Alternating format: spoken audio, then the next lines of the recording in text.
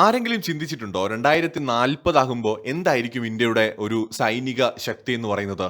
2040 India ലോകത്തിലെ മൂന്നാമത്തെ സാമ്പത്തിക ശക്തിയായിരിക്കും. ഏതാനും വർഷങ്ങൾക്കുള്ളിൽ തന്നെ ഇന്ത്യ ജർമ്മനിയെ മറികടന്ന് ലോകത്തെ മൂന്നാമത്തെ സാമ്പത്തിക ശക്തിയാകുമെങ്കിലും 2040 നമ്മൾ ലോകത്തെ മൂന്നാമത്തെ സാമ്പത്തിക ശക്തിയായിട്ട് തന്നെയായിരിക്കും തുടരുക. കാരണം പിന്നെ നമ്മുടെ മുമ്പിലുള്ളത് ചൈനയും അമേരിക്കയുമാണ്. രണ്ട് രാജ്യങ്ങളും നമ്മളെക്കാൾ വളരെ മുന്നിലാണ് എക്കണോമിക്കലി. അതുകൊണ്ട് തന്നെ ഈ രണ്ട് രാജ്യങ്ങളെയും 2040 എന്തായാലും നമുക്ക് മറികടക്കാൻ കഴിയില്ല. 2040 അമേരിക്കയുടെ GDP എന്തായാലും ഒരു 40 ട്രില്യൺ തൊട്ട് ഒരു 50 ട്രില്യന് ഇടയിലായിരിക്കാം. ചൈനയുടെ GDP എന്ന് പറയുന്നത് ഒരു 30 ട്രില്യൺ മുതൽ ഒരു 40 ട്രില്യന് ഇടയിലായിരിക്കാം. ഇന്ത്യയുടെ GDP എന്ന് പറയുന്നത് അപ്രോക്സിമേറ്റ് ഒരു 15 ട്രില്യൺ US ഡോളറും ആയിരിക്കുമെന്ന് കണക്കാക്കപ്പെടുന്നു. അങ്ങോട്ടും ഇങ്ങോട്ടും ഒക്കെ ആകാം. ഇതെല്ലാം തന്നെ പ്രഡിക്ഷൻസോ പ്രൊജക്ഷൻസോ മാത്രമാണ്. പക്ഷേ ഈ കാലയളവിൽ ഇന്ത്യ ഒരുപാട് നേട്ടങ്ങൾ കൈവരിച്ചിട്ടുണ്ടാകുമെന്നുള്ളതാണ് ഏറ്റവും പ്രധാനപ്പെട്ട കാര്യം. 2040 ഇന്ത്യ എന്ന് പറയുന്ന നമ്മുടെ രാജ്യം സ്വന്തമായിട്ട് ജെറ്റ് എഞ്ചിൻ വികസിപ്പിക്കുന്ന രാജ്യമാണ്. നമ്മളിവിടെ ആ സമയത്ത് സ്വന്തമായിട്ട് എഞ്ചിനുകൾ ഉണ്ടാക്കിക്കൊണ്ടിരിക്കുന്നുണ്ടാവും. നമ്മൾ സ്വന്തം എഞ്ചിൻ ഉപയോഗിച്ചുകൊണ്ട് നമ്മുടെ AMCA യുദ്ധവിമാനങ്ങൾ 5ാം തലമുറ 6ാം തലമുറ യുദ്ധവിമാനങ്ങൾ പറത്തുന്ന രാജ്യമായിരിക്കും. തദ്ദേശീയമായിട്ട് വേറെയും യുദ്ധവിമാനങ്ങൾ നിർമ്മിക്കുന്നതിന് ഇന്ത്യ തുടക്കമിട്ടിട്ടുണ്ടാവും. നമ്മുടെ സൈന്യത്തിന്റെ ഭാഗമായിട്ട് നമ്മുടെ എയർഫോഴ്സിന്റെ ഭാഗമായിട്ട് നമ്മൾ തദ്ദേശീയമായി നിർമ്മിച്ച AMCA 5ാം തലമുറ യുദ്ധവിമാനങ്ങൾ അല്ലെങ്കിൽ 5.5 ജനറേഷനിൽ പെടുന്ന യുദ്ധവിമാനങ്ങൾ, തേജസ് മാർക്ക് 1 മാർക്ക് 2 യുദ്ധവിമാനങ്ങൾ, ഇന്ത്യ തദ്ദേശീയമായി വികസിപ്പിച്ച ട്വിൻ എഞ്ചിൻ ഡെക്ക് ബേസ്ഡ് ഫൈറ്ററുകൾ എന്നിവ നമ്മുടെ സൈന്യത്തിന്റെ ഭാഗമായിട്ട് 2040 സർവീസ് ചെയ്യുന്നുണ്ടാവും. 2040 ബഹിരാകാശത്ത് നമുക്ക് ഭാരതീയ അന്തരീക്ഷ സ്റ്റേഷൻ പ്രവർത്തിക്കുന്നുണ്ടാവും. അതായത് 2035 കൂടിയിട്ട് ഈ ഒരു BAS അഥവാ ഭാരതീയ അന്തരീക്ഷ സ്റ്റേഷൻ പ്രവർത്തനം ആരംഭിക്കുവാനാണ് ഇസ്രോ തയ്യാറെടുക്കുന്നത്. അതിന്റെ ആദ്യ മൊഡ്യൂളുകൾ 2027 മുതൽ അയച്ചു തുടങ്ങുമെന്നാണ് വ്യക്തമാവുന്നത്. അങ്ങനെയെങ്കിൽ 2040 പൂർണ്ണമായും പ്രവർത്തിപ്പിച്ചുകൊണ്ടിരിക്കുന്ന ഒരു ബഹിരാകാശ നിലയം നമ്മുടെ ഭാരതത്തിനുണ്ടാകും. ചന്ദ്രയാൻ 4 പോലെയുള്ള മിഷൻസ് നമ്മൾ പൂർത്തിയാക്കിയിട്ടുണ്ടാവും. അതുപോലെ തന്നെ ബഹിരാകാശത്ത് മനുഷ്യരെ എത്തിക്കുന്ന പ്രവർത്തികൾ നമ്മൾ സ്ഥിരം ചെയ്തുകൊണ്ടിരിക്കുകയായിരിക്കും. കാരണം നമ്മുടെ ഇസ്രോ 2027 മനുഷ്യനെ ബഹിരാകാശത്ത് എത്തിക്കുന്നതിന് വേണ്ടിയിട്ട് തയ്യാറെടുക്കുന്നു എന്നാണ് സൂചന. അങ്ങനെയെങ്കിൽ 2040 നമ്മുടെ ഇന്ത്യക്കാരായിട്ടുള്ള ആളുകൾ നമ്മുടെ സ്വന്തം ബഹിരാകാശ നിലയത്തിൽ ആ സമയത്ത് ഉണ്ടാകും. ഇതിനു പുറമെ ആർട്ടിഫിഷ്യൽ ഇന്റലിജൻസ് സാങ്കേതിക വിദ്യയിൽ ഇന്ത്യ ആ സമയത്ത് ലോകത്തെ തന്നെ ഏറ്റവും പവർഫുൾ ആയിട്ടുള്ള രാജ്യങ്ങളിൽ ഒന്നായിട്ട് മാറിയിട്ടുണ്ടാവും.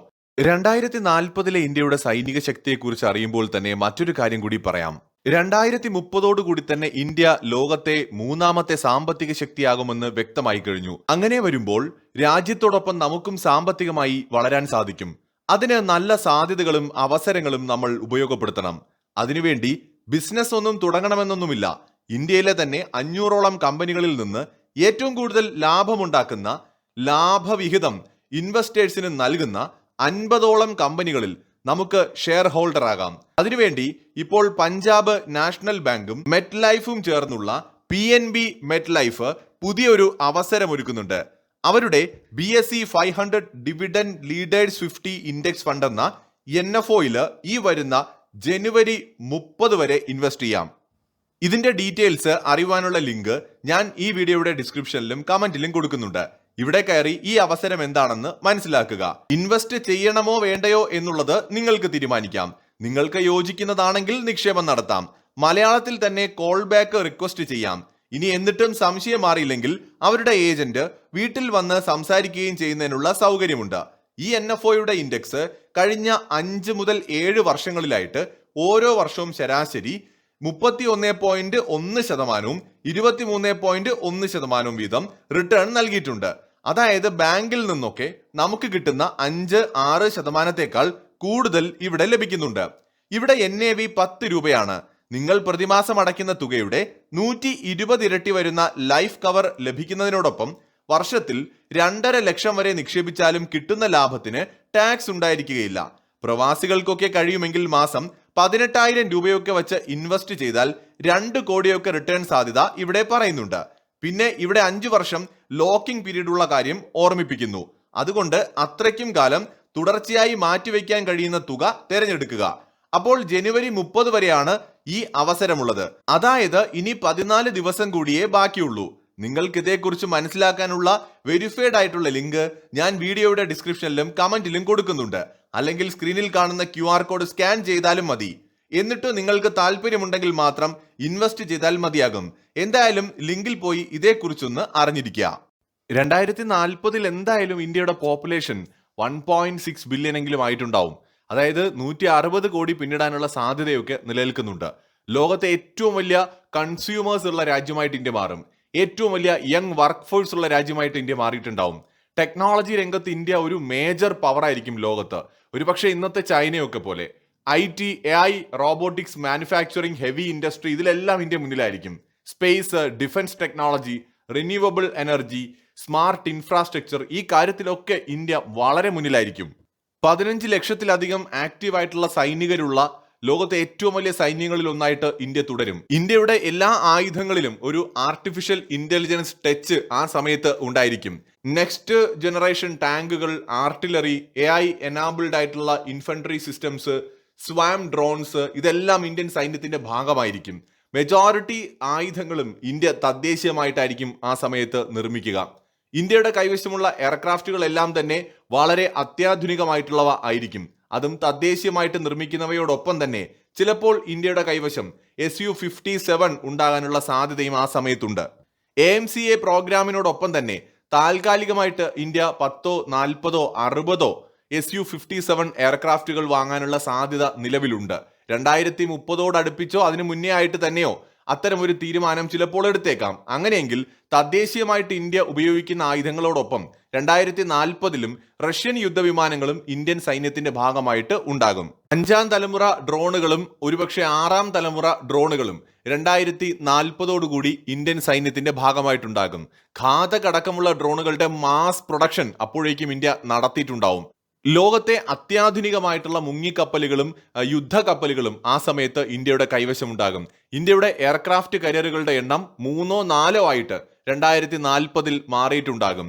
ഇന്ത്യയുടെ കൈവശം ഭൂഖണ്ഡാന്തര ബാലിസ്റ്റിക് മിസൈലുകളെ അടക്കം വിക്ഷേപിക്കാൻ കഴിയുന്ന മുങ്ങിക്കപ്പലുകളും ന്യൂക്ലിയർ മുങ്ങിക്കപ്പലുകളും അടക്കം ഉണ്ടാവും. അതോടൊപ്പം തന്നെ ഇന്ത്യയുടെ കൈവശം 170ലധികം നേവൽ എയർക്രാഫ്റ്റുകളും ഉണ്ടാകും. ചൈനയുടെയും അമേരിക്കയുടെയും ഒക്കെ വെല്ലുവിളികൾ നിലനിൽക്കുമ്പോൾ തന്നെ ഇന്ത്യൻ മഹാസമുദ്രത്തിൽ ആർക്കും ചോദ്യം ചെയ്യപ്പെടാത്ത ഒരു ശക്തിയായിട്ട് ഇന്ത്യ അപ്പോഴേക്കും മാറിയിട്ടുണ്ടാകും. 2040 ചൈന കഴിഞ്ഞാൽ ലോകത്തെ ഏറ്റവും വലിയ മാനുഫാക്ചറിംഗ് പവറായിട്ട് ഇന്ത്യ മാറിയിട്ടുണ്ടാവും. ലോകത്ത് ഏറ്റവും മികച്ച നഗരങ്ങളും ഏറ്റവും മികച്ച റോഡുകളും കണക്ടിവിറ്റിയും ഇൻഫ്രാസ്ട്രക്ചറുമുള്ള രാജ്യങ്ങളിൽ ഒന്നായിട്ട് പൂർണ്ണമായും 2040 ഇന്ത്യ മാറിയിട്ടുണ്ടാവും. ലോകത്തെ അതിനൂതനമായ ഹൈപ്പർസോണിക് സാങ്കേതിക വിദ്യയും മിസൈലുകളും കൈവശമുള്ള രാജ്യങ്ങളിൽ മുൻനിരയിലായിരിക്കും ഇന്ത്യയുടെ സ്ഥാനം. അഡ്വാൻസ്ഡ് ക്രൂയിസ് മിസൈലുകളും ഇന്ത്യ വിന്യസിച്ചിട്ടുണ്ടാവും. ബാലിസ്റ്റിക് മിസൈലുകളിൽ തന്നെ ഭൂഖണ്ഡാന്തര ബാലിസ്റ്റിക് മിസൈലുകളും ആ സമയത്ത് ചിലപ്പോൾ ഇന്ത്യ ലോകത്തിന് മുന്നിലേക്ക് കൊണ്ടുവന്നിരിക്കാം. ഇന്ത്യയുടെ കൈവശം ഭൂഖണ്ഡാന്തര ബാലിസ്റ്റിക് മിസൈലുകൾ നിലവിൽ ഔദ്യോഗികമായിട്ട് അഗ്നി 5 ആണുള്ളത്. അഗ്നി 6, സൂര്യ പോലെയുള്ള മിസൈലുകൾ ഉണ്ടെങ്കിലും ഇന്ത്യ ഒഫീഷ്യലായിട്ട് ഇതുവരെ അത് സമ്മതിച്ചിട്ടില്ല. 2040 ആകുമ്പോൾ ചിലപ്പോൾ ഇന്ത്യ ഇത്തരം മിസൈലുകളും ലോകത്തിന് മുന്നിൽ പ്രദർശിപ്പിച്ചേക്കാം. AI ടെക്നോളജിയിൽ ഇന്ത്യ മുൻനിര രാജ്യങ്ങളിൽ ഒന്നായിരിക്കുമെന്ന് പറഞ്ഞതുകൊണ്ട് തന്നെ അവിടെ ശ്രദ്ധിക്കേണ്ട കാര്യം ഈ ഒരു വളർച്ച സ്പേസ് രംഗത്തും നിഴലിച്ചു നിൽക്കുമെന്നുള്ളതാണ്. സ്പേസ് പവറായിട്ട് പൂർണ്ണമായും ഇന്ത്യ ആ സമയത്ത് മാറിയിട്ടുണ്ടാവും. മറ്റ് അത്ഭുതങ്ങളോ ഒന്നും സംഭവിച്ചിട്ടില്ല എങ്കിൽ അമേരിക്ക ലോകത്തെ ഏറ്റവും പവർഫുൾ രാജ്യമായിട്ട് 2040 ഉണ്ടാകും. 2ാം സ്ഥാനത്ത് ചൈന ഉണ്ടാകും. 3ാം സ്ഥാനത്ത് ഇന്ത്യ ആയിരിക്കും ഉണ്ടാവുക. ഇന്ത്യ ഒരു 3ാമത്തെ ലോകത്തെ സൂപ്പർ പവർ ആയിട്ടുണ്ടാവും. റഷ്യ സൈനികമായി മാത്രം അപ്പോഴും ശക്തമായ രാജ്യമായിട്ട് നിലനിൽക്കാനും സാധ്യതയുണ്ട്. യുക്രൈൻ യുദ്ധം നമ്മൾ വിചാരിക്കുന്നത് പോലെ മറ്റത്ഭുതങ്ങളൊന്നും സംഭവിക്കാതെ അവസാനിക്കുകയാണെങ്കിൽ ഇതിനകത്ത് ജിയോ പൊളിറ്റിക്സിനകത്ത് എപ്പോൾ വേണമെങ്കിലും എന്തും സംഭവിക്കാം. അങ്ങനെയെങ്കിൽ റഷ്യ ഒരു എക്കണോമിക് പവർ ഒരിക്കലും ആവില്ല. ഒരു മിലിറ്ററി പവറായിട്ട് 2040 റഷ്യ ഉണ്ടാവും. പക്ഷെ ലോകത്തെ മേജർ പവേഴ്സിൽ റഷ്യയെ 4ാമതാക്കി ഇന്ത്യ ചൈനയ്ക്ക് തൊട്ടുപുറകിൽ 3ാമതായിട്ട് 2040 എത്തിയിട്ടുണ്ടാവും. കാരണം ഇന്ത്യയുടെ മിലിറ്ററി ഗ്രോത്ത് മാത്രമല്ല, ഇന്ത്യ ആ സമയത്ത് എക്കണോമിക് പവറായിട്ടും മാറുന്നുണ്ടാവും. വളരെ സ്ട്രോങ് ആയിട്ടുള്ള എയർഫോഴ്സ് ഉള്ള, സ്ട്രോങ് ആയിട്ടുള്ള നേവിയുള്ള, ശക്തമായ കരസേനയുള്ള രാജ്യങ്ങളിൽ ഒന്നായി മാറും. ഇന്ത്യയുടെ അയൽ രാജ്യങ്ങളുടെ സ്ഥിതി നിർവചിക്കാൻ പോലും ആകില്ല ഈ ഘട്ടത്തിൽ. ഏറ്റവും പ്രധാനപ്പെട്ട മാറ്റം എന്ന് പറയുന്നത് ഇന്ത്യയുടെ ആത്മനിർഭർ ഭാരത് അല്ലെങ്കിൽ സ്വയം പര്യാപ്തത ഇന്ത്യക്ക് ആ സമയത്ത് കൈവരിക്കാൻ കഴിയുമെന്നുള്ളതാണ്. മെജോറിറ്റി മേഖലയിലും ചിപ്പ് നിർമ്മാണത്തിലായിക്കോട്ടെ, ക്വാണ്ടം കമ്പ്യൂട്ടിങ്ങിന്റെ കാര്യത്തിലായിക്കോട്ടെ, ഇപ്പോൾ മിലിറ്ററി അല്ലെങ്കിൽ എക്കണോമിയുമായി ബന്ധപ്പെട്ട് AI ഇൻ്റഗ്രേറ്റഡ് ആയിട്ടുള്ള ലോജിസ്റ്റിക്സ് ആയിക്കോട്ടെ, അതല്ലെന്നുണ്ടെങ്കിൽ മാനുഫാക്ചറിങ്, സ്പേസ് പ്രോഗ്രാംസ്, അല്ലെങ്കിൽ ഹെൽത്ത് കെയർ, എല്ലായിടത്തും നമുക്ക് ആർട്ടിഫിഷ്യൽ ഇൻ്റലിജൻസ് പ്രകടമായി കാണാൻ കഴിയും. ഒരുപക്ഷെ നമ്മുടെ സൈന്യത്തിന്റെ ഭാഗമായിട്ട് AI റോബോട്ടുകൾ പോലും 2040 ഉണ്ടായേക്കാം. ഒന്നുകൂടി ചുരുക്കി പറഞ്ഞാൽ 2040 third largest economy, major military super power, credible ആയിട്ടുള്ള nuclear, air, naval and space capabilities, technologically advanced ആയിട്ടുള്ള രാജ്യം, എക്സ്പോർട്ടിംഗ് രംഗത്ത് AI exporting, space, defence, tech, അതുപോലെ ജിയോ പൊളിറ്റിക്കലി ഇപ്പോഴത്തതിനേക്കാൾ ശക്തമായ ഇൻഫ്ലുവൻസ് ഉള്ള രാജ്യമായിട്ട് മാറും. മൾട്ടിപോളാർ വേൾഡിൽ തന്നെ ഏറ്റവും പവർഫുൾ ആയിട്ട് ഗ്ലോബൽ ഡിസിഷൻസ് തന്നെ എടുക്കാൻ പറ്റുന്ന തരത്തിൽ, അല്ലെങ്കിൽ ഭൂമിയെ ബാധിക്കുന്ന സുപ്രധാന തീരുമാനങ്ങളിലെ പ്രധാന ശബ്ദങ്ങളിൽ ഒന്നായിട്ട് ഇന്ത്യ മാറിയിട്ടുണ്ടാവും. Purchase power parity, GDP purchase power പാരിറ്റിയിൽ ഇന്ത്യ യുണൈറ്റഡ് സ്റ്റേറ്റ്സ് ഓഫ് അമേരിക്കയെ മറികടന്ന് 2ാം സ്ഥാനത്തേക്ക് എത്തിയിട്ടുണ്ടാവും. 2040 ഇതെല്ലാം സംഭവിക്കണം എന്നുണ്ടെങ്കിൽ നമ്മുടെ രാജ്യം ഇപ്പോൾ കൈവരിക്കുന്ന ഒരു വേഗതയുണ്ടല്ലോ, എക്കണോമിക് ഗ്രോത്തിലാണെങ്കിലും മറ്റ് ടെക്നോളജി രംഗത്തുള്ള വളർച്ചയിലാണെങ്കിലും, ഈ വേഗത നമുക്ക് തുടരാൻ കഴിയണം. യുദ്ധങ്ങളിൽ പോയി തലവയ്ക്കാതിരിക്കാൻ നമുക്ക് കഴിയണം. വലിയ യുദ്ധങ്ങൾ ചെയ്യാതിരിക്കാൻ കഴിയണം. US, യൂറോപ്പ്, റഷ്യ, ചൈന തുടങ്ങിയ രാജ്യങ്ങളുമായിട്ട് ഒരു ഹെൽത്തി റിലേഷൻ നമുക്ക് മെയിൻറ്റെയിൻ ചെയ്യേണ്ടി വരും. ക്ഷമ ആവശ്യമാണ്. ലോ പ്രൊഫൈൽ കീപ്പ് ചെയ്യേണ്ടി വരും. നമ്മളെ ഭയങ്കരമായിട്ട് പ്രൊവോക്ക് ചെയ്യാനായിട്ട് ഒരുപാട് രാജ്യങ്ങളുണ്ടാവും, ഒരുപാട് മനുഷ്യരുണ്ടാവും. ഇപ്പോൾ പാകിസ്ഥാനെയൊക്കെ സംബന്ധിച്ചിടത്തോളം അവരില്ലാതായാലും കുഴപ്പമില്ല, ഇന്ത്യ നന്നാകരുത് എന്നുള്ളതാണ്. അപ്പോൾ അതുകൊണ്ട് നമ്മളെ നിരന്തരമായിട്ട് പാകിസ്ഥാനും ബംഗ്ലാദേശും തുർക്കിയും പോലെയുള്ള രാജ്യങ്ങളൊക്കെ ബുദ്ധിമുട്ടിച്ചുകൊണ്ടേയിരിക്കും.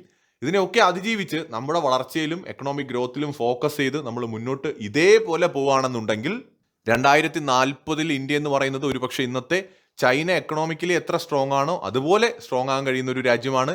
മിലിറ്ററി പരമായിട്ട് ലോകത്തെ ഏത് രാജ്യത്തെയും ചലഞ്ച് ചെയ്യുന്ന തരത്തിൽ ഒരു പവർഫുൾ മിലിറ്ററി ആയിട്ട് 2040 ഇന്ത്യ മാറിയിട്ടുണ്ടാവും. ഞാൻ വീഡിയോയുടെ തുടക്കത്തിൽ പറഞ്ഞ നിക്ഷേപ അവസരത്തെക്കുറിച്ച് ഒന്നുകൂടി ഓർമ്മിപ്പിക്കുന്നു. ജനുവരി 30 വരെ ഇൻവെസ്റ്റ് ചെയ്യാനായിട്ട് അവസരമുണ്ടാവുക. അതായത് 14 ദിവസം കൂടി. ലിങ്ക് ഞാൻ കമന്റ് ബോക്സിലും ഡിസ്ക്രിപ്ഷനിലും കൊടുത്തിട്ടുണ്ട്. അതിൽ പോയി കാര്യങ്ങൾ വായിച്ചു മനസ്സിലാക്കി ഇൻവെസ്റ്റ് ചെയ്യാവുന്നതാണ്. അതല്ലെങ്കിൽ സ്ക്രീനിൽ കാണുന്ന QR കോഡ് സ്കാൻ ചെയ്താലും മതി.